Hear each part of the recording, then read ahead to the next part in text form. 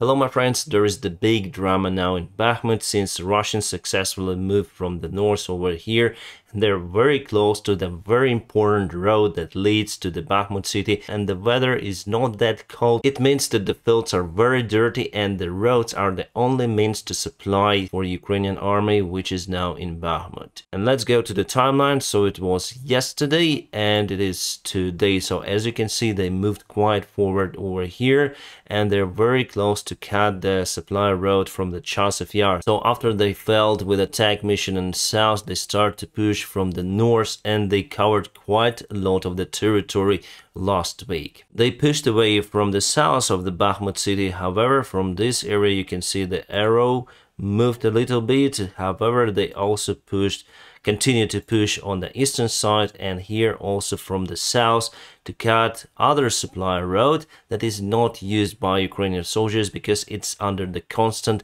artillery fire. I think that the road on the north is also under the constant Russian shelling. I moved just 4 days ago and you see how Russia advanced very rapidly, very dramatic.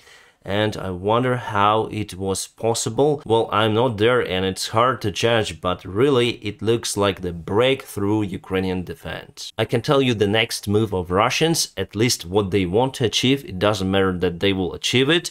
So they will continue to push from the north. They want to create the small corridor for Ukrainian army. From the south they're gonna push as well. As you see, they want to create this small piece of land for Ukrainian army to withdraw, and they will aim their artillery systems to cover this small piece of land, and Ukraine army will have to withdraw because Russia may close this gap. So even with the losses, Ukrainian army should go out from the Bakhmut. That's the idea for Russians.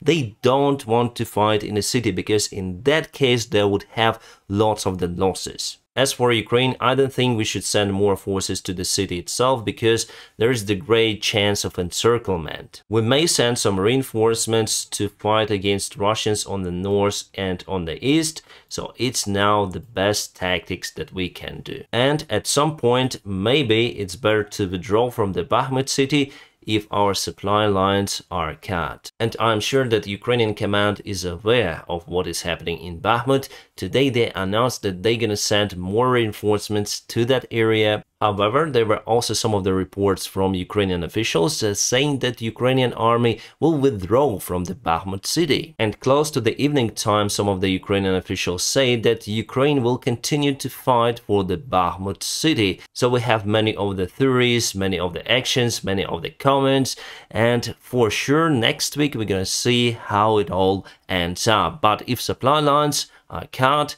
it's better to withdraw because in any case this city will be encircled. As you can see, Wagner still have resource to take some sort of the land, but for what cost? And one of the Zelensky's advisor commented to the CNN that Ukraine forces could strategically pull back from the Bakhmut city. They call it that way. But again, the Ukrainian command say that they will continue to resist in the Bakhmut city. Does Elon Musk want to go to politics because he comments over here on Twitter, almost surrounded for the Bakhmut? Well, actually, Elon, this city is not close to be surrounded for now, but it's close to be without supplies, and that is very bad. Russia again blames Ukraine for some sort of the provocations with a dirty bomb. This time they say that Ukraine may use the dirty bomb on Transnistria. Also, Transnistria itself announced the recruitment of their men to the army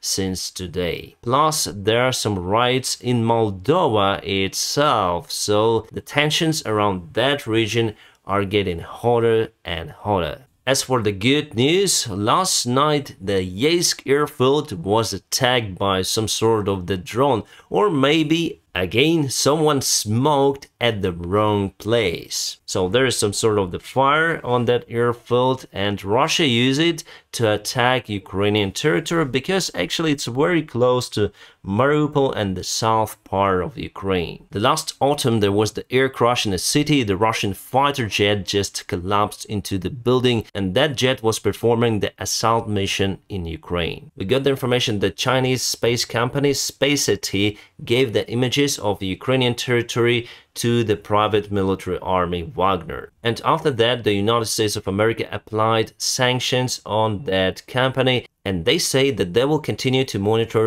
the situation with the Chinese companies that may potentially help Russians, and after they state the facts of the help, they will immediately put the new sanctions on any company. The self-proclaimed president of Belarus, Lukashenko, went to China with his official visit. As some say, they're building the way for Russia to avoid the sanctions, because Belarus is not under that hard sanctions as Russia, and they still may supply some of the equipment to the Russian Federation. And our guys are showing now the weather on the front lines. As you can see, complete dirt out there. The temperature went to plus, and it means that there are just some dirty roads and we cannot move through the fields in a fast manner. I was surprised with the news that Serbia sent to Ukraine around 3,500 MLRS rockets for the Grad system. They have the Soviet-made equipment still in Serbia, and they did this move, I think, because they are heading towards joining the European Union. The transit of those ammunitions went through Turkey and Slovakia and wasn't announced before. And the last year, Serbia said that they were against the military help to Ukraine, but it seems like they're changing their mind because Russia is getting weaker and weaker. Plus today it was the big interview with the Serbian President Vučić, and he said that those Serbs who fight for Russia will be persecuted, then they come back to Serbia. Because it's against the Serbian law, and those people who fight in Russia, especially for Wagner, they fight in illegal military formations. So, Serbia, thank you so much for your support. Some news about my airline ex-CEO. He was removed from his position, I think, half a year ago, and today he got 5 years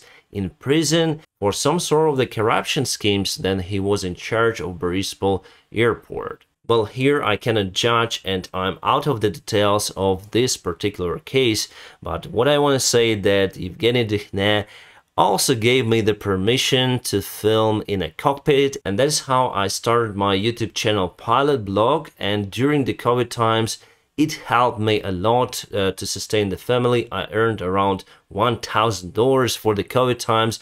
It was fantastic, and actually it helped me to survive. Also, we did very interesting projects like flying in Chernobyl area at the low altitude on Embraer airplane, and it was very interesting and entertaining for our passengers. We're telling the story about Chernobyl all to the passenger address. Also, with his help, we did a fantastic video. Then we blocked one runway in Borispol airport, just put Boeing 777 over there, and we rode the motorcycles out there with the Boeing 777 on the runway filming. Also, very entertaining video for the customers. It was the commercial for Ukraine International. So there were fantastic projects under his achievement and with his direct participation.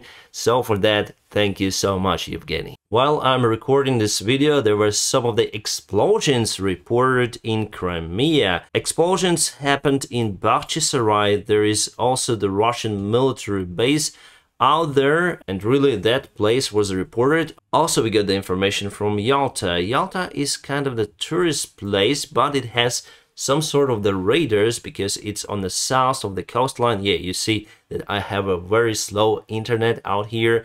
I'm not at home right now, and I have no idea how can you reach Yalta with a drone, because to reach this city you need to cross the mountains over here, which are quite high. So the only point how can you attack the city is from the sea. And again, Ukraine just striking the Russian military infrastructure. We never attacked the Russian residential buildings, etc.